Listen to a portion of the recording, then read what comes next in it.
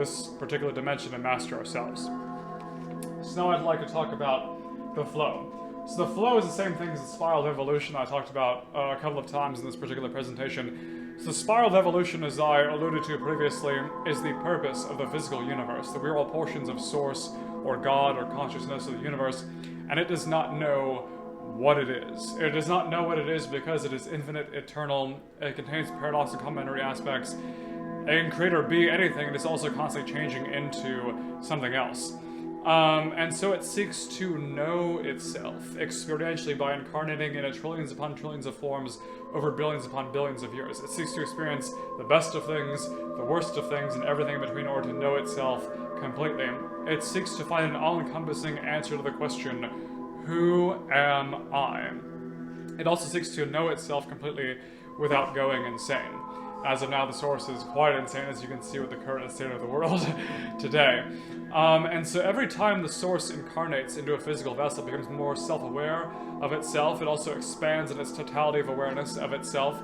It also expands capabilities on physical, mental, emotional, and spiritual levels. And so eventually this universe is going to end because it was created at some point. It was created for the source to know itself and to evolve and expand its capabilities. So eventually this entire dimension is going to merge back into the non-physical dimension once we've reached the pinnacle crescendo of the spiral of evolution, which we're about halfway along now. This universe has been going on for about 14 billion years.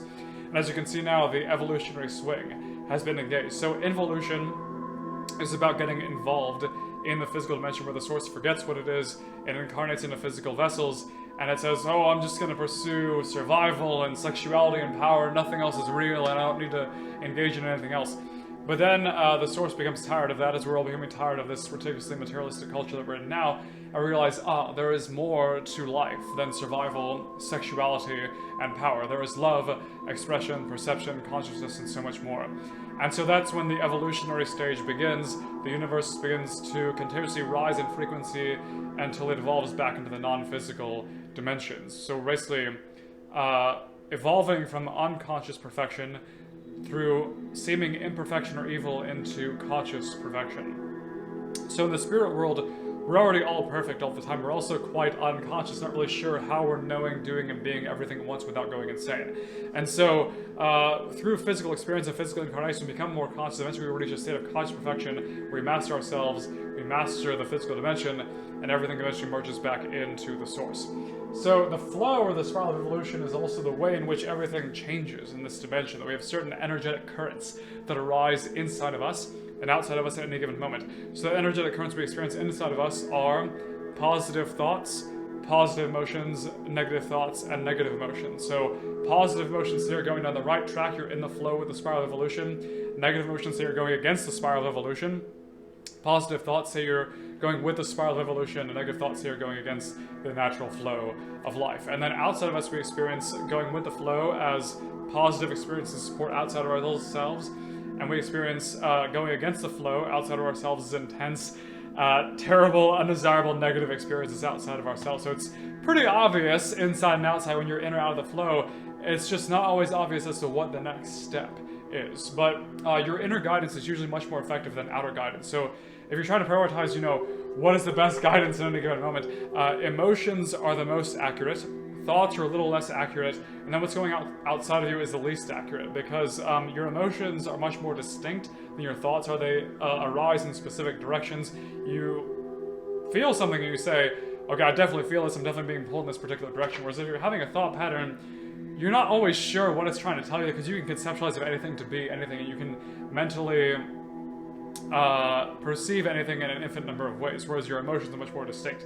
And then outside of us, the source has been differentiated into an infinite number of phenomena, and some of it is at the really dense end of duality and polarity. So, there's definitely people you can't trust, there's definitely environments you can't be in, there's definite McDonald's sandwiches you should just not eat. And then, the opposite polarity, there's people you can definitely trust, there's environments that are quite nourishing and loving to you, and there's paths that you can definitely go down. So, follow your positive emotions, follow your positive thoughts, follow the external synchronicities outside of you, and you will be able to create and manifest whatever you want, and you'll be able to harmonize your own personal consciousness with a universal collective consciousness. You can also access the flow of the spiral of evolution through present moment awareness, through following your bliss, through being willing to change absolutely anything in a moment's notice. So pretty much everything I talked about today in this class you can use to harmonize yourself with the natural flow of life or the spiral of evolution. I'd also like to just go over this picture and artwork here, which is absolutely incredible, that in terms of evolution and development, everything starts out in a void, or the infinite, non-physical, non-space, non-time that we all arise out of as pure source, undifferentiated energy. And then out of that, single-celled organisms are created. Those single-celled organisms say, I want to be a complex multicellular organism. They evolve into complex multicellular organisms, and then plants and fungi, and then into these both prehistoric and current animals that we see here. Here is DNA evolving. That's yin-yang, which shows the dualistic polarities. And then sentient beings such as humans arise, and there's a spiral over the heart to show the heart chakra. And then we evolve a bit more after that. We access conscious connection to the non-physical realms, or angels, or non-physical beings. And then we evolve a bit more into some of the gray or green extraterrestrials with huge heads and somniferous almond-shaped eyes. And then we evolve back into pure, infinite, non-physical consciousness, or just pure awareness, which is symbolizes eyes in this particular diagram. There's many other paintings that you can find on the internet that are very similar to this that show how everything changes within this particular dimension. All right. So I'd like to end the lecture portion there with a quote from Louise Hay. In the infinity of life where I am, all is perfect, whole, and complete, and yet life is ever-changing. There is no beginning and no end, only a constant cycling and recycling of substance and experiences. Life is never stuck or static or stale, for every moment is new and fresh. She also goes on to say, I'm one with the very power that created me, and this power has given me the power to create my own circumstances. I rejoice in the knowledge I have the power of my own mind to use in any way that I choose. Every moment of life is a new beginning point as we move from the old. This moment is a new point of beginning for me right here and right now. All is well in my world. So what she's saying is that there are certain perspectives that you can adopt where everything is always perfect inside of you and outside of you. You've got infinite power to change absolutely anything that you want in your life, and you can create your needs and desires continuously, and that life is never stuck in its intrinsic faculties. Everything's in a state of constant change in this one particular temporal dimension. We're all one, and we're all connected to the source. We can draw upon the infinite power of the source itself, and that we must live in the present moment while also still focusing on creating a desired future. Alright, so that is the end of the lecture portion of this manifestation class today. Again, my name is Michael Nottinger.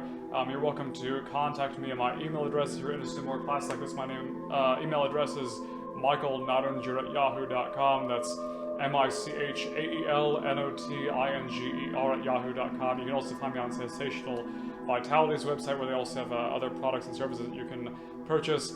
Thank you so much for watching this particular class. You have infinite power as portions of source energy, and you can absolutely manifest your needs and desires every moment. All you have to do is believe in yourself. Thank you.